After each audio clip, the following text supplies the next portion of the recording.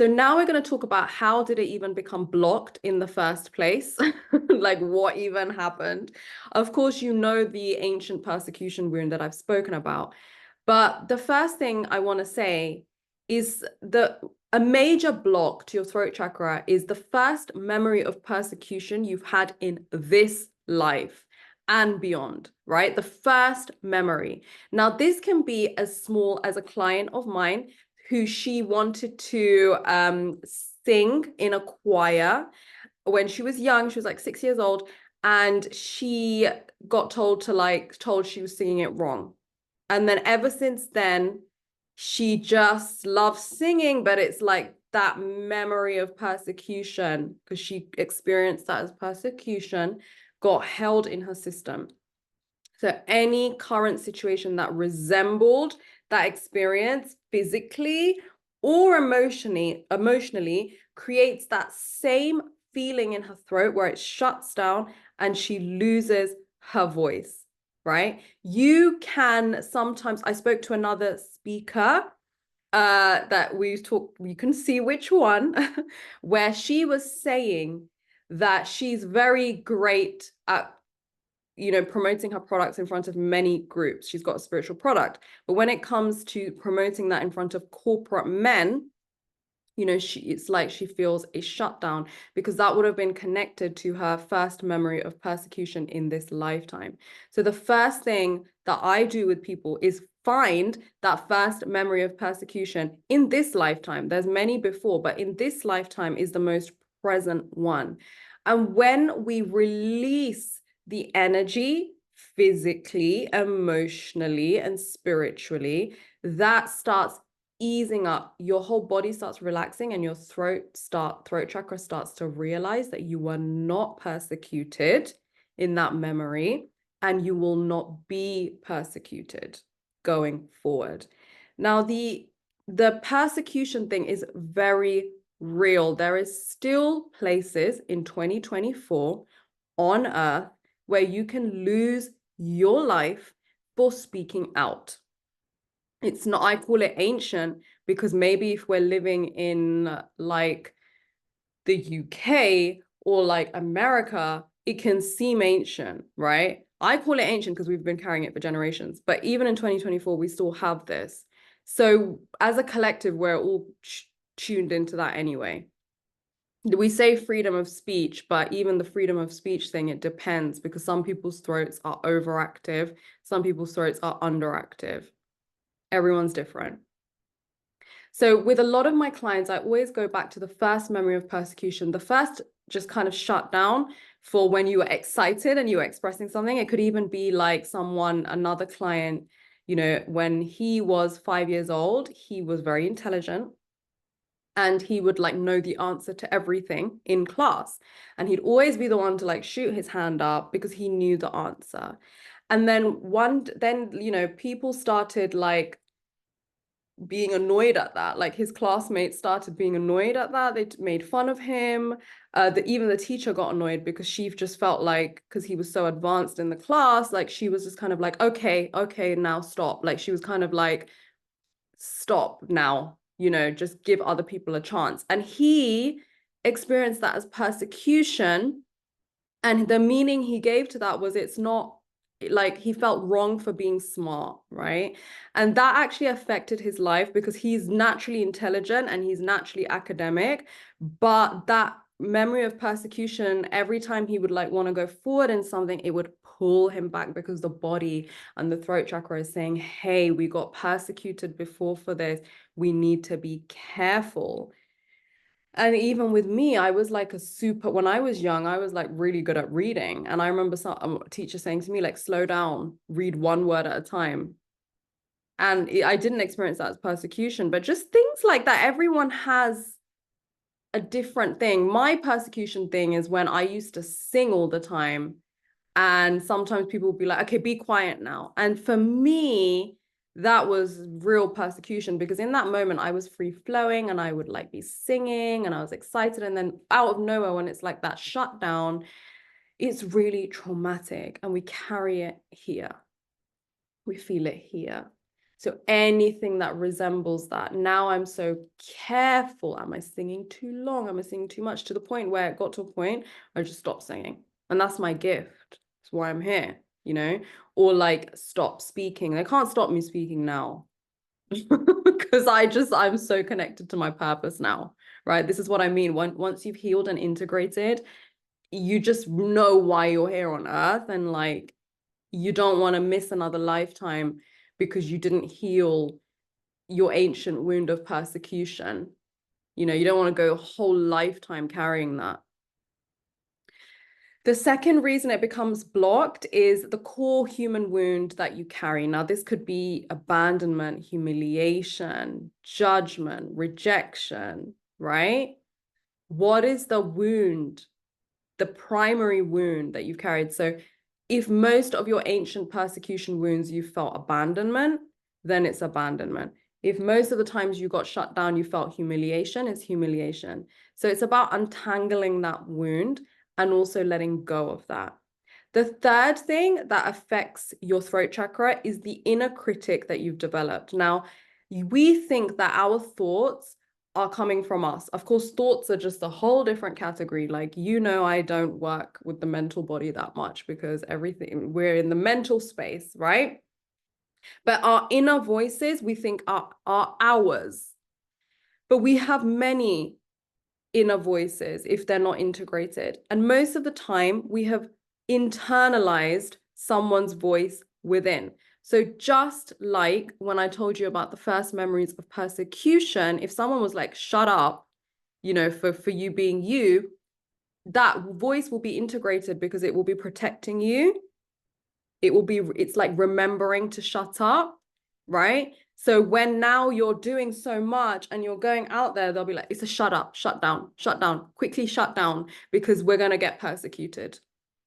So it's other people's voices that you've remembered in your mind that's telling you to stop. And this gets in the way of your flow, your excitement. It gets in the way of your intuition and your higher guidance. And that is not good because we don't want to remember those shut ups. That's their stuff. We're going to send all that energy back to them and reestablish the flow.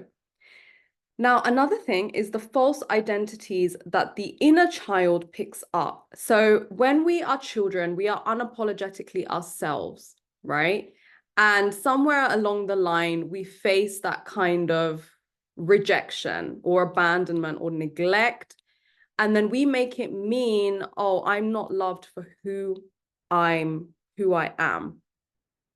So for example, somebody could be really, you know, their personality is really like promoting and very like excitable.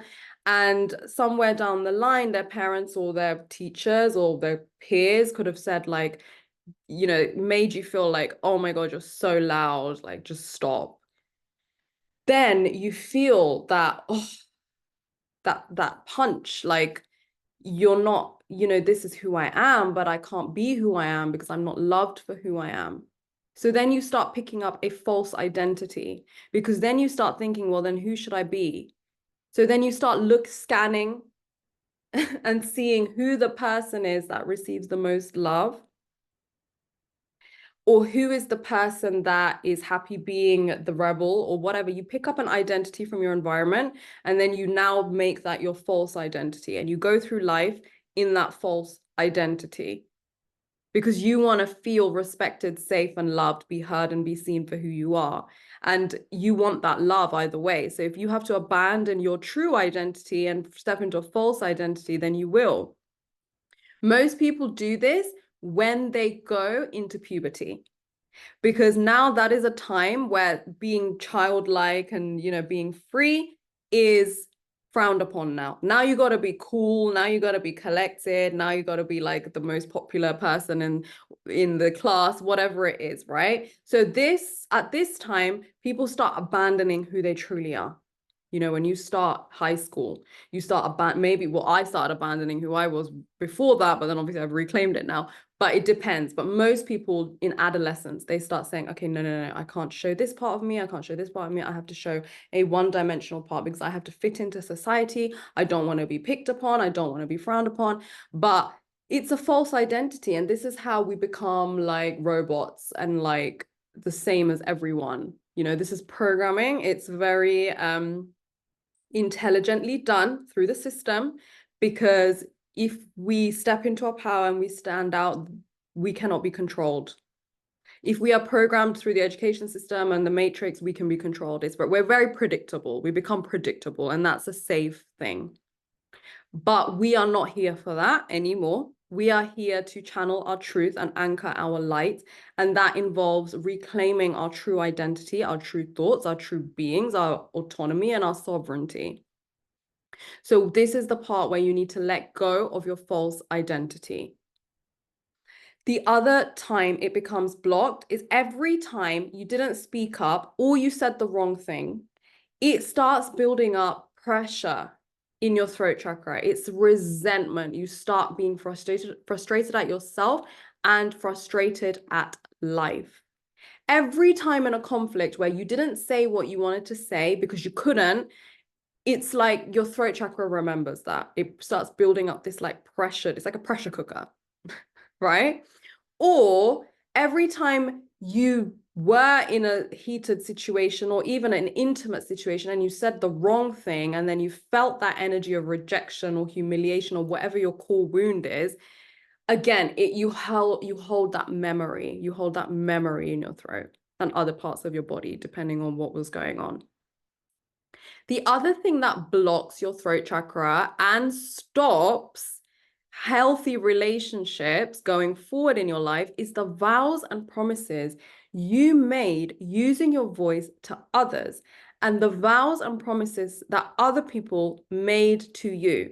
There is a reason when people get married that they use their voice to say vows. This is very powerful. When we speak things out loud, they are binding, right? This is why there are so many things where when we use our voice, it's like we're creating a pact with somebody. When you say, I want to be with you for the rest of my life, I'm never going to let you go. Some of them don't have to be official marriage vows. You know, I'm always going to be with you. I promise, I promise. Don't play down these words. Words are very powerful, because words, intention and emotion behind them, it's binding. Okay. And when we've said things to a bunch of people, and sometimes we could have meant it, sometimes we couldn't have meant it. I don't know. It depends. It depends what state your throat chakra was in. It creates these cords to these things that you've said. And what's really affects your throat chakra is when you make promises and you don't keep them. Now, this is going to be triggering. I'm just telling you the truth. So that's why you shouldn't do that. If you don't know if you can fulfill something, you shouldn't really promise that you can, because that's actually karmic as well in nature. I'm not saying this to create fear. I'm saying this so you can liberate your throat chakra. And when someone makes a promise to you and you expect them to fulfill that and they don't fulfill that, that's also a cord. So sometimes when we've promised a bunch of things, like you might have felt in that moment really intimate with somebody and said, you know, I'm never going to leave you, I'm going to be with you forever, but you didn't clear that energy. Now you may not be able to move fully forward with someone else because it's still that cord. So really and truly, after a breakup situation, or a divorce, like you really need to do this process to fully clear out your throat chakra and make peace with the vows and promises that you have made to other people and clear them in this lifetime. It could also be vows and promises that you've made to people in other lifetimes. It could be vows and promises that somebody in your lineage has made. It depends how deep you want to go. When I work one-to-one with people, obviously I go super deep with them and I clear it fully, because we have that opportunity to look at your unique throat chakra and seeing how deep it goes and where the origin comes from. We can find the origin very quick and we can clear it. So the other thing that affects your throat chakra and blocks it is you have your masculine and you have your feminine. Now, one of your parents, depending on their gender, might have been more masculine than the other. Maybe your mom was more masculine, maybe your dad was more feminine. But for this masterclass, I'm just going to say masculine father, feminine mother, right? The first thing is we have a feminine style of communicating and we have a masculine style of communicating. The feminine style is very empathetic, nurturing, intuitive, expressive, sensitive, fluid, open, collaborative, vulnerable, creative. That is something which is valid. But the masculine voice is also valid, the divine masculine voice, when you're direct, when you're resilient, when you're stable, when you're confident, when you're rational, when you're emotional, when you're stoic, when you have leadership and you have assertiveness. These are divine masculine and divine feminine qualities of communication. But of course, it depends what state you were in and your parents were in when you first heard a man speak and a woman speak. The way your father has spoken to you has registered deeply within your being. And then the way other men have spoken to you and treated you have deeply embedded themselves within their being. And when there is a lot of unsaid words to your father, to men, those unsaid words need to come out some way. So maybe as a case, there's many ways this can happen, but just to give you a client case study, somebody had I'm still working with this client. So she had a very volatile relationship with her father. The way the things her father said to her, the way her father spoke to her, right? And she was not able to say anything back because she received all that energy and she was a child and she wasn't really able to, like, throughout her lifetime, say anything back. And obviously he's not on the planet anymore. But there were a lot of unsaid words. And every time she would get into conflict with a man, it was like all the things she wanted to say to her father, she'd project onto that man. Because father healing hadn't taken place. And obviously, I talk a lot about the mother and father wound, and you can watch that talk on the playlist. But I'm just talking about throat chakra. So the father healing we needed to do is for her to speak out the unsaid words to him in spirit, bringing him in spirit, and for her to speak out what she wanted to say. And that cleared the energy completely. Plus, we had to find where else she was holding the memories of, persecution from her father in her body as well. Same thing happens with mother healing, right? The way your mother spoke to you, the way women spoke to you, sometimes it can go the other way. Sometimes maybe your mother didn't say anything to you, but you felt a whole load of energy from her. That's still speaking. When I say speaking, it's not just with words. I'm also talking about energy. And this greatly affects also the mother wound and also the sisterhood wound, the way you see women in your life. And if you're a man, your relationship with your mother and how she spoke to you and how she expressed herself to you is the kind of lens you will put on other women, and you've projected that onto other women. And that can stop you from having an authentic relationship as you with those people. The other thing is your most current past life, right? The most current past life. Obviously, we are multidimensional beings. We're living multiple lives and time is not linear and all of that. But when I say the most current past life, I mean the one that in this lifetime, we carry the memory of the most regarding our throat chakra, right? So the case study is me. The case study is me. So when I did a past life regression, which I do with people as part of this program and also on myself, is I saw a past life where I got killed for being a singer, right? So I was in a very patriarchal society and I would always be singing. And this is the memory. And maybe some of you might have shared this past life with me, I don't know. So I felt to say that. So this is the memory. We were women together and we were working on like something. I think we were weaving or something like. And when I started singing, it would create such joy that all the women started singing. And as together as a tribe, we would be singing. Okay. And then because that that energy was so empowering and so freeing, we all started dancing. And the patriarchal men at the time didn't like that. And it wasn't all of them, actually. It was just, I think it was a particular character that did not like that because he didn't want his wife to be doing that, right? So there was a whole thing that we weren't really supposed to sing. But then we started singing in secret. We started singing in secret and started singing quietly. And I can really feel this past life in my heart. You know, I can really feel it. And we weren't supposed to sing quietly either. So then I thought, okay, I just stopped singing and it felt not me. And I knew in that life that I was there to like empower the community, empower the women in that community and the men. So it wasn't all the men, it was just a select few. And so I wouldn't stop singing and I carried on singing and I lost my life. I got killed like this.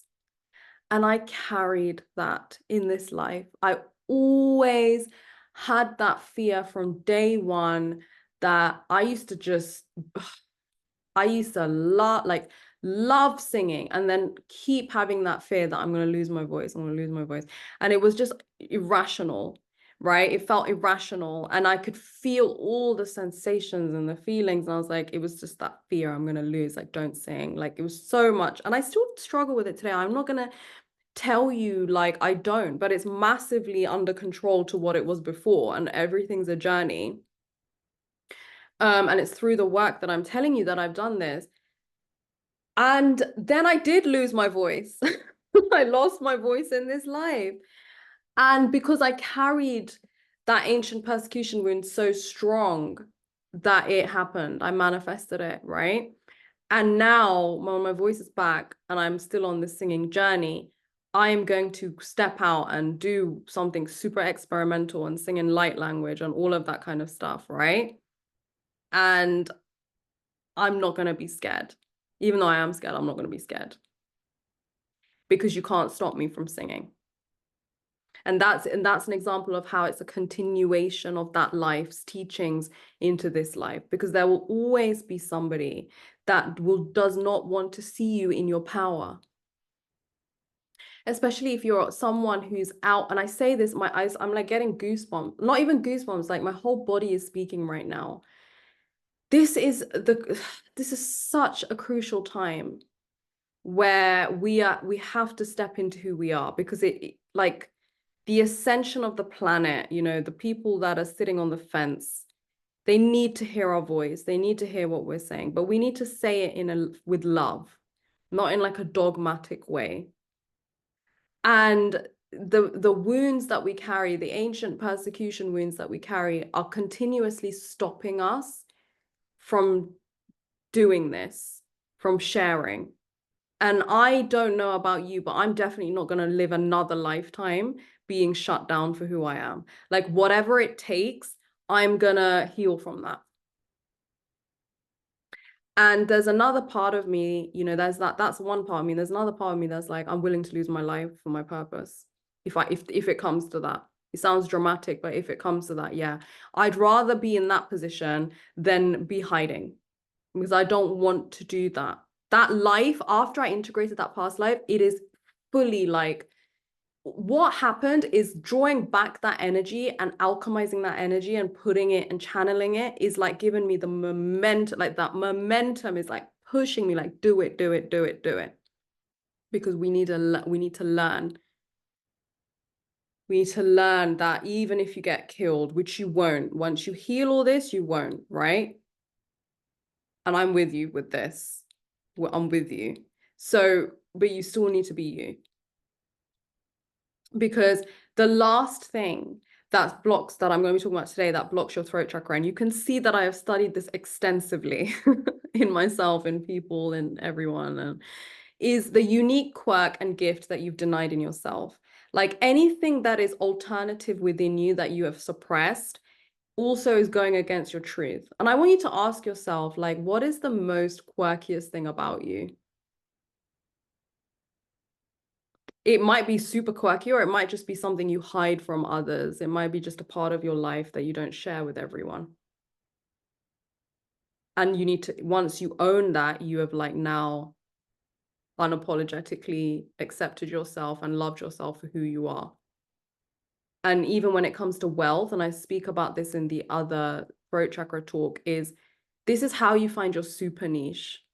This is how you find the unique thing that you're here to do. There are so many people out here that saying they do Reiki, they do this, they do that. But how do you stand out? By finding your super niche, by fully owning who you fully are and combining modalities together.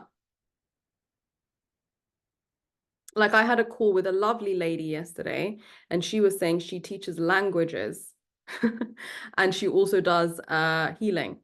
And she was like, languages and healing don't go together. And I go, yeah, they do. Because you're teaching people like you're teaching people English, and you know who you are.